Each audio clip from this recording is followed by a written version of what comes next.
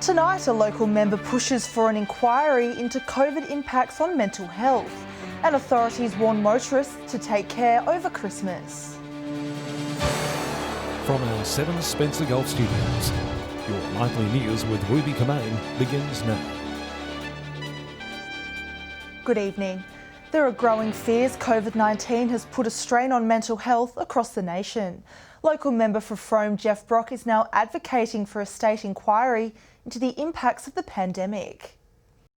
Raising grave concerns, Jeff Brock is pleading there's no time to waste. He fears a mental health crisis is looming. Social isolation, that's the people in the quarantine and things like that. This is a real issue. Now calling for a state inquiry into the issue by bringing together a select committee. I think it's going to come up to us in a tsunami in the new year, so we need to be really in front of this and make sure we've got everything in place. The committee would research the impacts of COVID-19 and ways to support those who need it most. The government can take control of this, but we need to understand what is the impact on the mental health and well-being of our communities, especially in regional South Australia. Some local organisations are also supporting extra research into mental health services, saying it's been an extremely tough year. Despite this inquiry being pushed back by the last Parliament meeting, Jeff Brock says it needs to be prioritised. Identifying the issues out there, and if we need to talk about this sooner than later, and so I'm hoping that the government will allow it to go number 1 on the notice paper on the 4th of February next year. If you or someone you know needs help, call Lifeline on 13 11 14. Shari Hams, 7 Spencer Golf News. Meanwhile, a number of COVID-19 hospitality restrictions are set to ease on Monday. Standing and drinking will be allowed at pubs, and private functions will allow up to 200 patrons. Home gatherings will also increase from 10 to 50 people. Capacity will rise at theatres to 75%. Masks will still be required. Former South Australian Premier Rob Kieran has been appointed chairperson of the proposed Cape Hardy Port project. The team touring the region this week, meeting with stakeholders and communities. From leading the state to leading Eyre Peninsula's latest port development. We've talked about it for many years. It's about time we sort of got on, made a decision and tried to get the project up and going. Former South Australian Premier Rob Kieran spearheading the $250 million deep sea port project at Cape Hardy, saying it will be a game changer for the region. This project is sort of a real landmark possibility for Eyre Peninsula. An outspoken supporter for farmers, Mr Kieran says the multi-commodity port will lower costs and put more money back in the pockets of growers. Also saying the potential for hydrogen production at the site provides a lucrative deal that could position the state as a world exporter. There's a window of opportunity that we can get hydrogen onto Eyre Peninsula.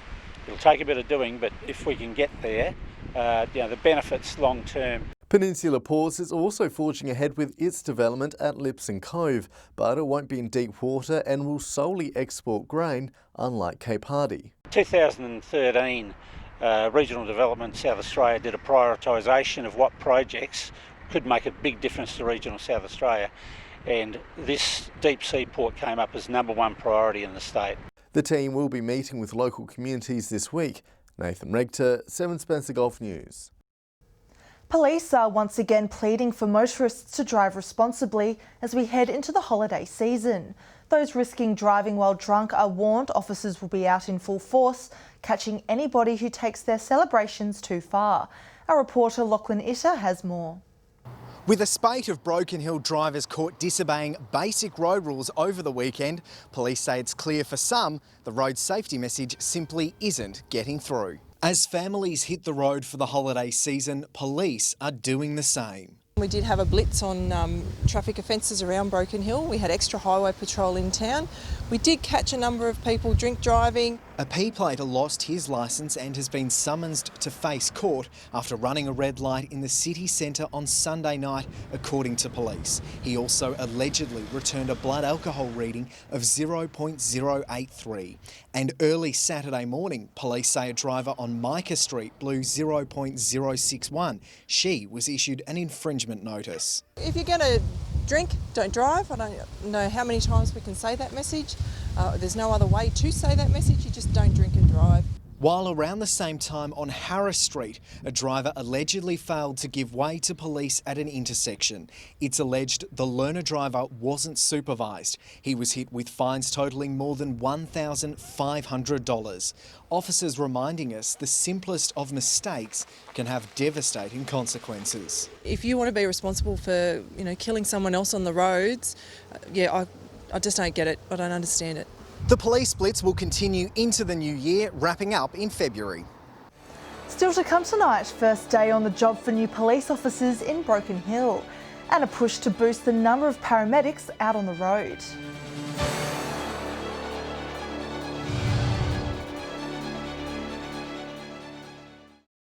Welcome back. It's now time to review the year that was in Whyalla. Although COVID-19 brought hardships to many regional businesses across the Steel City, multiple new infrastructure investments have brought in an influx of tourists. Our reporter Sophia Contagonis spoke with Member for Giles, Eddie Hughes. Eddie, thank you so much for meeting me here today. It's definitely been a year for the history books, not only in Whyalla but right across the world. How would you describe the year 2020 as a whole? Well, it certainly has been an interesting year and a challenging year, but I'd rather be in South Australia, I'd rather be in Australia than a lot of other countries in the world, so we can count our blessings. We started off this year sadly with many regional bushfires, but we saw multiple Whyalla locals coming together, raising money for those that were affected by the fires. Were you surprised by the community's support? Well, the bushfires in South Australia were really bad, especially in the hills and Kangaroo Island, and it was good to see a number of community members get behind raising support. Then only a few months later, COVID-19 hit Australia and we saw many regional businesses pay the price. However, we also saw locals yet again rallying to support each other, and more recently the influx of tourists travelling South Australia. Do you believe the push for regional travel has been Whyalla's saving grace? It made a contribution to Whyalla, so that is positive. I mean, our saving grace is that our major employer, the mining and steelworks, was not impacted and continued to operate. There's also been some brand new infrastructure across the city, starting with the $7.8 million unique structure down at the local foreshore. What are your thoughts on Whyalla's new jetty? Well, it's a great jetty, and the proof is in the pudding, the number of people that it's attracted to Whyalla and the number of hits that it's had on social media, on the internet. It's over 6 million people. The new high school, now named Whyalla's Secondary College, is well underway. Is it great to see this construction use local employees? They've used local contractors wherever they can, so that's been a good positive input. The upgrade to Bennett Oval also brought in a lot of excitement this year. We saw Port Adelaide and the Western Bulldogs play a game here, bringing in a crowd of more than 5,000 people. Do you believe this upgrade has been a good investment? Yeah, I think it was a good investment. I've never seen the Oval look so good. And the Port game was fantastic because Port won, but we do still need a serious investment in a contemporary sport hub for a number of other sporting organisations in our city. We also celebrated one of Whyalla's biggest assets, the cuttlefish, through the city's annual Cuttlefest. But there has been lots of debate as to whether there is enough protection for the species. Do you believe this is the case? The commercial sector ripped out 23 tonnes of cuttlefish around Point Lowry this season. 23 tonnes. Yeah, so that's totally unacceptable. This is globally unique. We should be providing the maximum protection. There's also been some activity with GFG Alliance this year. What do you think of the port investment and the new solar farm? The port investment, the additional craneage that's been put in, all positives. Great to see Oz Minerals now exporting copper concentrate through Whyalla. We're all waiting with bated breath for the solar farm. There's a couple of approvals still to happen. Eddie, thank you so much for your time. 2020 has definitely been a massive year. From myself and the viewers, we'd just like to wish you a very Merry Christmas. Well, I wish everybody else a Merry Christmas, and let's hope it's going to be a new year. Probably with the vaccines that are coming out, that's going to be more positive than the year that we've just had. Broken Hill Police Station has welcomed 4 new officers to the ranks. The The probationary constables come from far and wide, saying they look forward to making their mark on the community. On the beat for the first time, meet Broken Hill's newest police officers. It's their first day working as sworn-in members after moving to the Silver City over the weekend. So far, they like what they see. I love historical stuff and so the buildings, but the mine just there is insane. The group graduating on Friday in a ceremony at the SCG, but there's still plenty of learning to be done. It'll be 12 months before they can be promoted to constable, and they'll be supervised during that time. There's definitely more theory, essays to write, lots of statements, lots of things to submit back to the university. But it's more than just work for these officers who can't wait to be welcomed into the community. Whether that's involved in sports off duty or, other community activities that we'll have planned for them over the next couple of years while they're here with us. It's not just criminals they'll contend with either, arriving just in time for our famous outback weather. Armidale's quite cool, so haven't really experienced the heat much. And for those thinking of applying to the force, just go straight to the application and just do it. It's definitely worth it. You may even end up working beside these fresh faces. Lachlan Itter, 7 Spencer Golf News. Meanwhile, the state member for Barwon, which includes Broken Hill, is calling for more intensive care paramedics in the region. Roy Butler says there aren't enough paramedics in the electorate, which covers almost half of the state. ICPs respond to car accidents, cardiac arrests and high priority cases. Locals can have their say before the regional health inquiry closes on Sunday. Stay with us after the break. The RSPCA reminds shoppers new pets aren't just for Christmas. And hundreds rev their engines, donating gifts for a Christmas cause.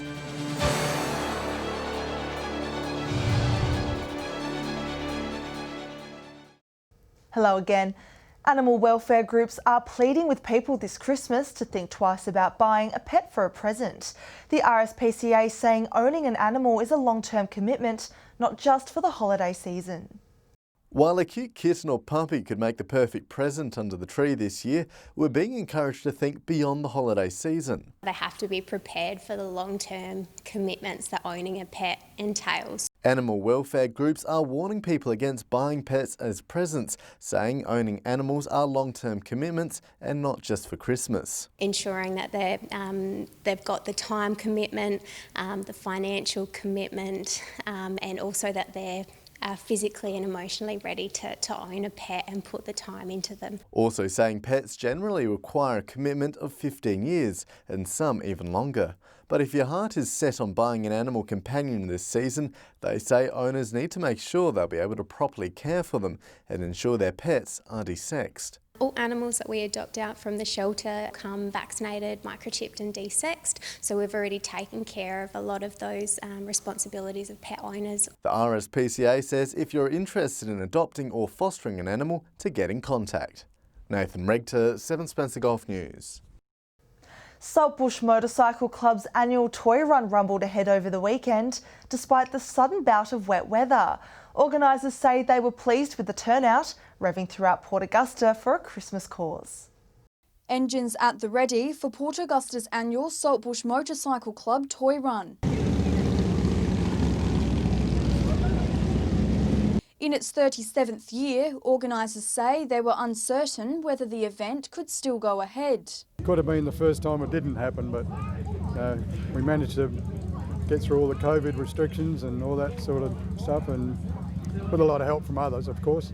Hundreds of motorcycle enthusiasts travelling from across the region to take part. I was amazed with the turnout, considering the weather. The weather was definitely not conducive to motorcycling, and particularly an event that you didn't really have to turn up to. The turnout was really, really good. Despite the turn in weather, organisers say it didn't dampen the festive spirit. Because that won't be forgotten. Yeah, it's the first time in 37 years that we've got wet, and we got wet. But it's all part of the laugh, part of the fun. All toys donated to the Salvation Army, ready for distribution throughout the city for those struggling. For one, it's a great way to teach our kids how to give rather than just receive, but it just gives the community, the people in our community, that chance to be part of something bigger than just their own family. Katrina Musson, 7 Spencer Golf News. Stay with us after the break. We'll bring you all the scores from weekend sport, and Alex will join us with the weather details.